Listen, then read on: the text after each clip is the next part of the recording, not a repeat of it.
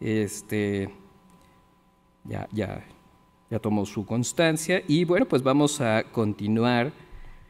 con la doctora Carolina Consejo y Chapela. La doctora presentará la ponencia La relación médico-paciente en el Instituto Mexicano del Seguro Social.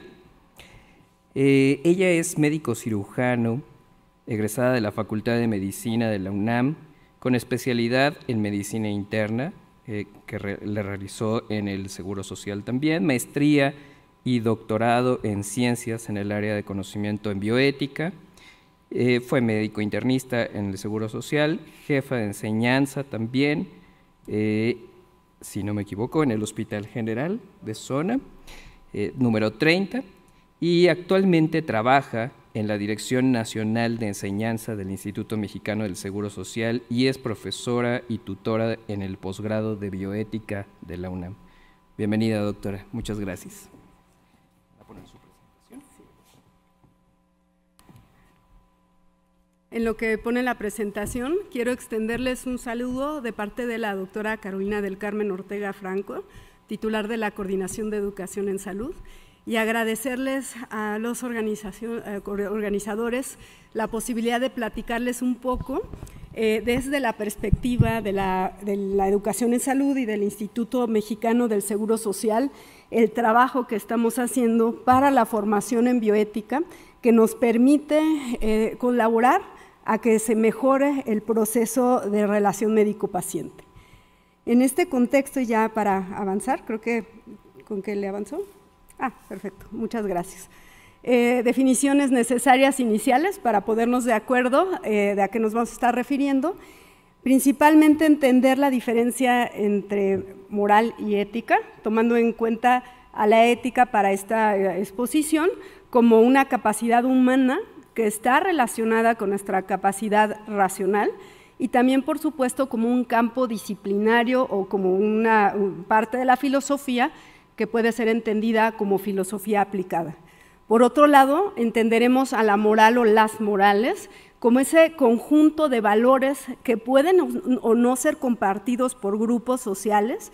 que van a tener que ver con el contexto social, cultural, histórico y por lo tanto son diversos, son probablemente en algunos momentos permiten brindar identidad a un grupo o puede ser que sean el fundamento de diferencias y de tensiones entre grupos y personas que se encuentran, por supuesto, en este momento del acto clínico o en el contexto de los procesos de atención a la salud en general. Tenemos también como fundamento y relacionado con la capacidad ética como un elemento de la racionalidad humana, el concepto de agencia moral. En este caso, explicaremos a la agencia moral como esa capacidad con la cual las personas podemos nosotros dirigir de forma autónoma y a través del ejercicio de nuestra voluntad nuestras acciones y que van relacionadas directamente con la posibilidad de responsabilidad. Teniendo en cuenta estas definiciones operativas y explorando un poquito más la idea de la ética y de la agencia moral, recordaremos y retomaremos algunos conceptos que muy brillantemente expone tanto Enrique Schulz, filósofo mexicano, como la doctora Juliana González Valenzuela, en la cual hablan de las personas o del ser humano como entes filosóficos que tenemos esta necesidad de tener una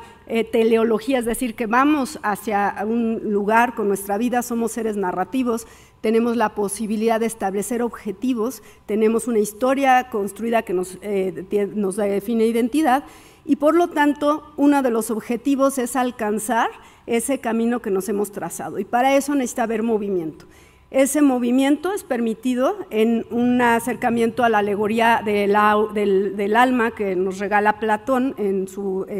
apartado de diálogos del Fedón. Tenemos nosotros a la razón que va a dirigir ese camino hacia donde queremos llevar nuestra vida, pero tenemos también a las pasiones que nos ayudan a darle movimiento. Sin movimiento no podemos avanzar. Sin embargo, ese movimiento tiene que ser administrado, controlado por esa racionalidad. También tiene que ver con el conocimiento, que una de las cosas que nos permite ese movimiento es el cuestionamiento continuo de aquello que a lo mejor está dado por hecho, y esto podemos hacer un símil con lo que sucede en la investigación y en ese amor que tenemos por esa posibilidad inquisitiva y necesidad de seguir preguntando, y también esa sensación de bienestar cuando descubrimos algo sobre la realidad. Ese es parte del motor que nos permite avanzar hacia donde vamos, y con esa posibilidad de análisis, de crítica continua, que además va a estar relacionada con la libertad, porque en el momento en el que yo dejo de cuestionar, me dejo de mover y dejo de tener la posibilidad de dirigir con mi voluntariedad hacia donde yo quiero, pues justamente ese movimiento. Entonces va relacionado también con la libertad. Y esto implica entonces un ejercicio que se tiene que hacer, no hay una condición preestablecida en donde yo ya tengo desarrollado mi self al 100, esta capacidad inquisitiva, se tiene que trabajar cotidianamente, y en ese sentido hablaré en la continuación de la virtud, ¿no? De la intención de relacionar esa vida continua de cuestionamiento, de trabajo, con esa dimensión de vida virtuosa o de virtud.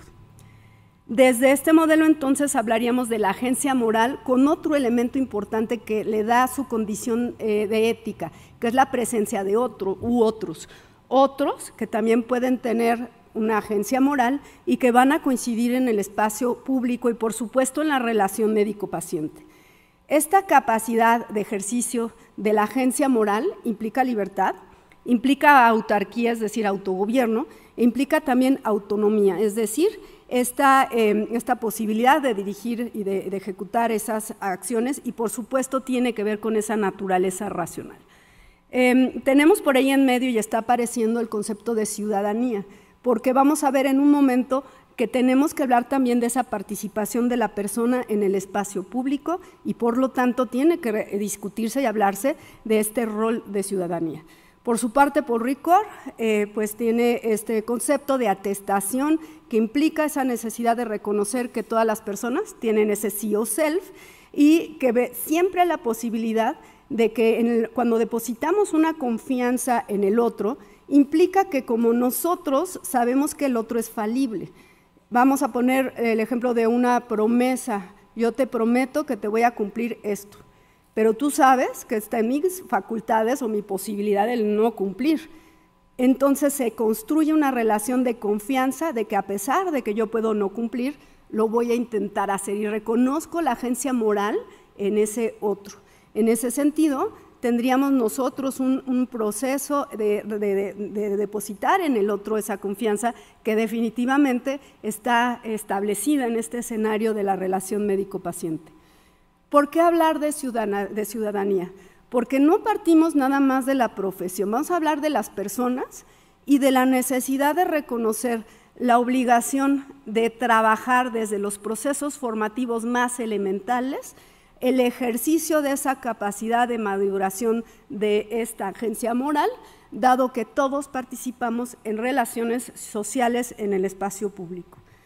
Por eso, entonces, tendríamos que estarnos preguntando desde la competencia de la educación, ¿desde cuándo tendríamos que empezar nosotros a trabajar en planes, programas de estudios, políticas de educación, la inclusión de estrategias que nos permitan ir trabajando ese desarrollo de agencia?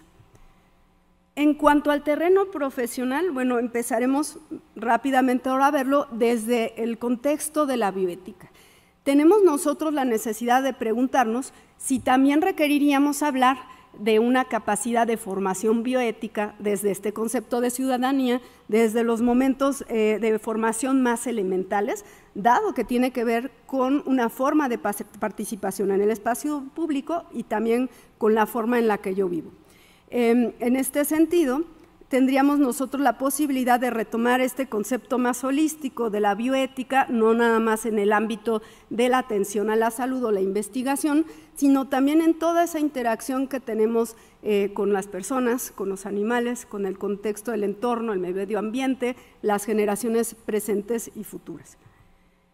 Hay que recordar que tenemos distintas herramientas teóricas y posibilidades de referentes bioéticos que no necesariamente son excluyentes, ni debemos de pensar en un molde único de respaldo, sustento teórico, si tenemos ya este elemento de agencia moral formada y trabajada,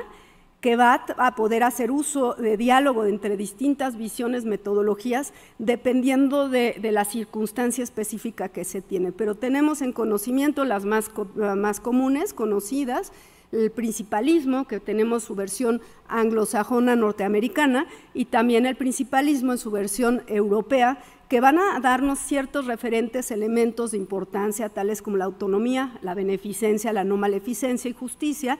la integridad, dignidad, vulnerabilidad y respeto a las personas. De esta propuesta, sí con influencia kantiana, de que es posible tener algunos universales, que no necesariamente tengan que ser los absolutos, y que a la luz de otras teorías que nos hablan de la diversidad y posibilidad también de atender el contexto y el caso en específico, pues puedan ser utilizadas y entrar en diálogo para poder resolver y enfrentar los conflictos bioéticos y trabajar dentro del proceso de atención a la salud y, por supuesto, desde la relación médico-paciente. En este sentido, y dentro de las distintas tradiciones, pues están también aquellas relacionadas con bioética y derechos humanos, que en una parte retoman al principalismo, pero también se enfocan a la dimensión de los derechos humanos, tal y como se establece en la Declaración del 2005 de la bioética y derechos humanos, derivada de la cual también aparecen por ahí algunas recomendaciones de la UNESCO en este documento del sílabus en bioética, que serían algunos elementos mínimos que tendríamos que tener en su recomendación como referencia para la construcción de planes y programas de estudios, para la elaboración de cursos, etcétera. En general, pues hemos transitado desde una visión a lo mejor, aparte de esta holística presentada por Van Reser-Potter, que mucho se trabajó desde el ámbito médico y biomédico. Sin embargo, conforme han pasado las décadas en el siglo presente también, se han tenido otros elementos, otras preocupaciones que han ido sumando, y hoy podemos hacer uso de las herramientas de la antropología, de la sociología, de la ciencia política, el derecho, las ciencias de la comunicación, que tienen que estar involucradas en este campo cada vez más en crecimiento de la bioética en su versión interdisciplinaria, transdisciplinaria o multidisciplinaria.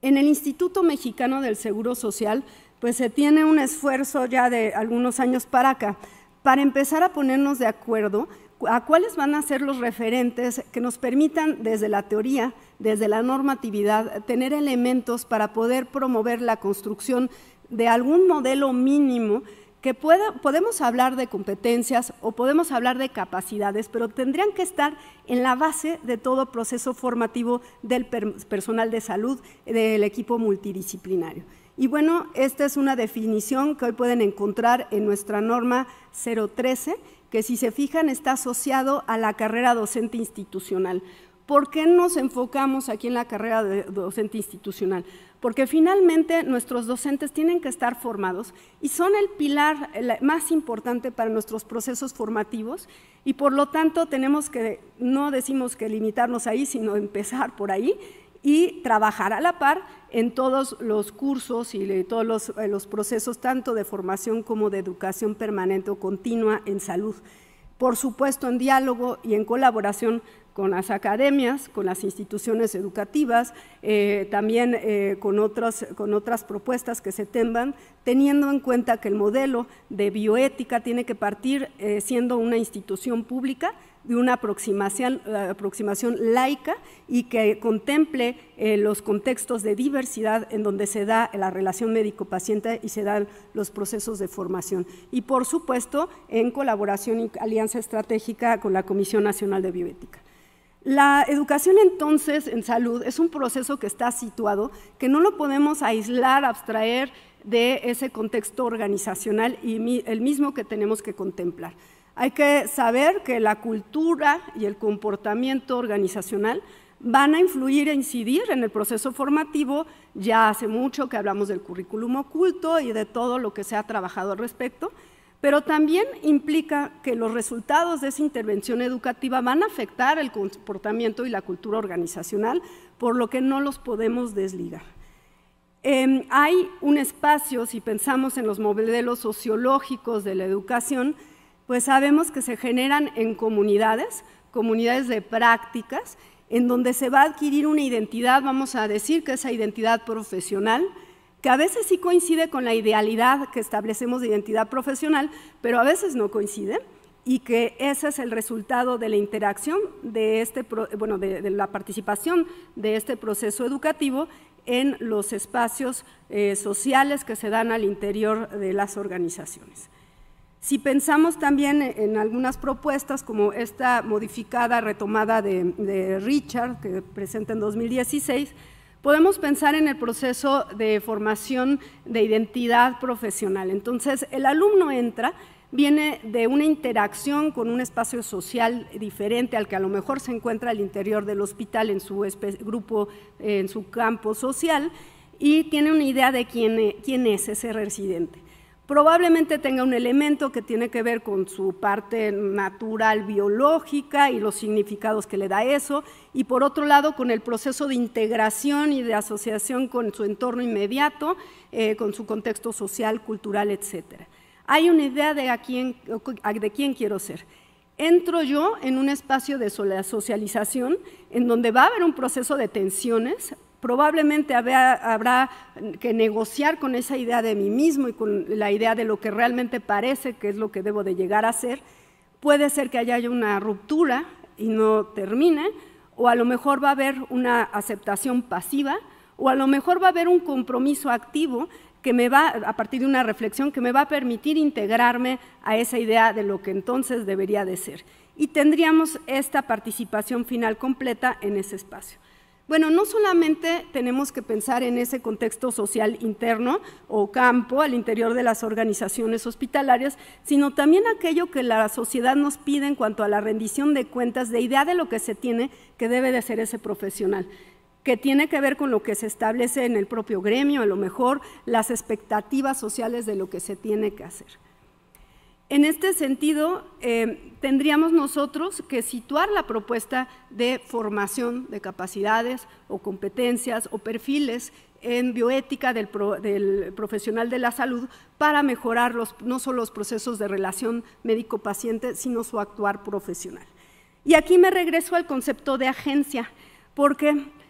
¿de qué nos sirve tener un referente canónico de principios, obligaciones, normas, si no se tiene trabajado esta primera parte de la voluntariedad?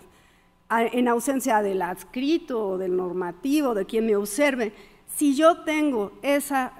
inicial necesidad de cumplir con ciertas formas de actuar porque lo reflexiono, lo elijo y por lo tanto acepto, voy a hacerme responsable de que así se lleve a cabo en todos los ámbitos de mi participación. Y eso implica entonces voluntariedad, agencia, responsabilidad y la búsqueda activa de ese actuar bioético. Y por lo tanto, pues tenemos que partir de la búsqueda de una formación bioética de la persona como ciudadana,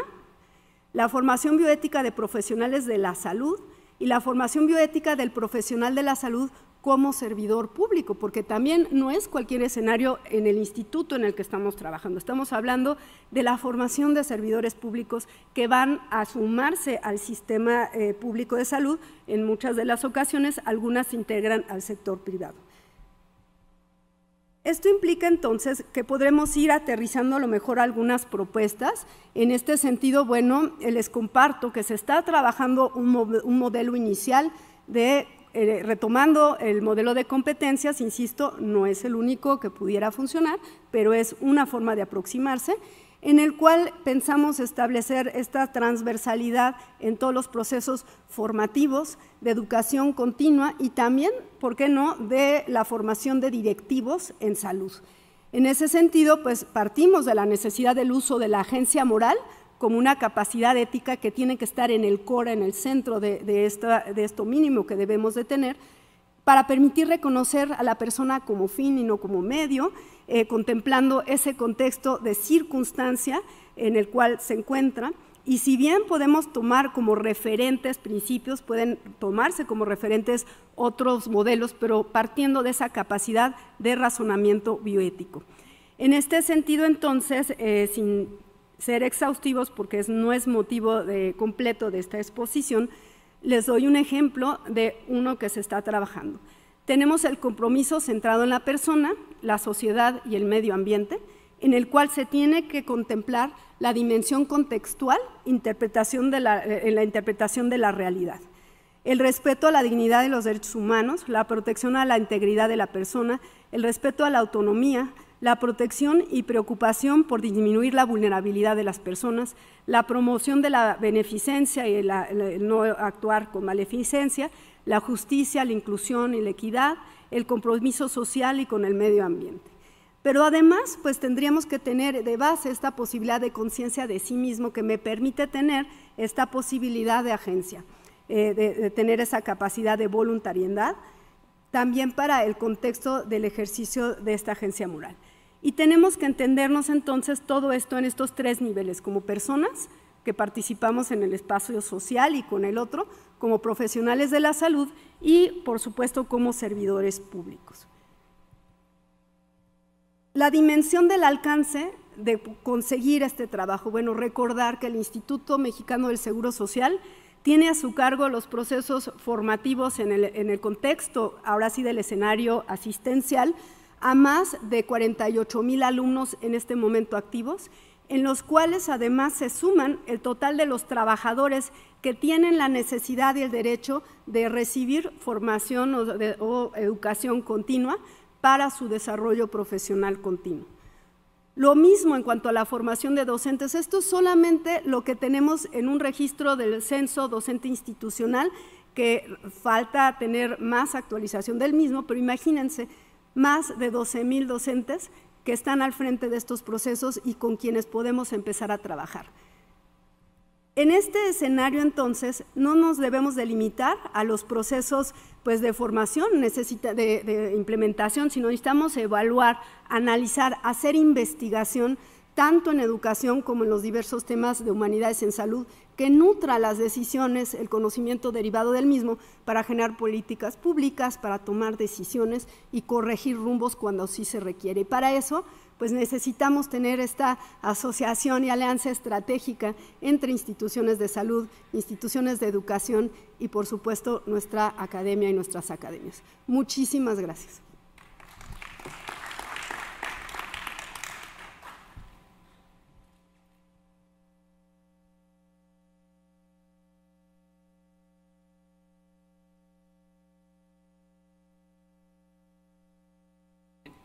Pues, doctora Carolina, muchísimas gracias. Le damos su constancia de participación, le agradecemos